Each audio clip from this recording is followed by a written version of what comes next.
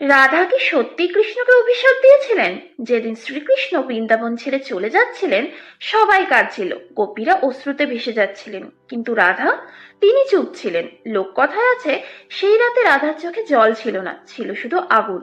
তিনি নাকি বলেছিলেন, যেমন তুমি আমাকে ছেড়ে গেলে, তেমনি তোমাকেও একদিন নিঃসঙ্গ হতে হবে।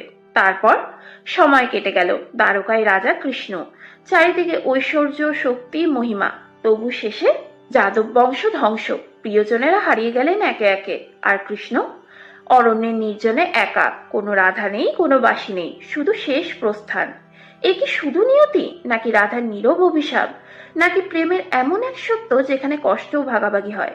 হয়তো রাধা অভিশাপ দেননি, হয়তো তিনি শুধু নিজের ব্যথাটা কৃষ্ণের হৃদয়ে রেখে দিয়েছিলেন, আর সেই ব্যথাই হয়ে উঠেছিলেন নিঃসঙ্গতার ছায়া। বৃন্দাবনের সেই চিরন্তন প্রেমকে প্রণাম জানাতে কমেন্টে লেখো, জয় রাধে কৃষ্ণ।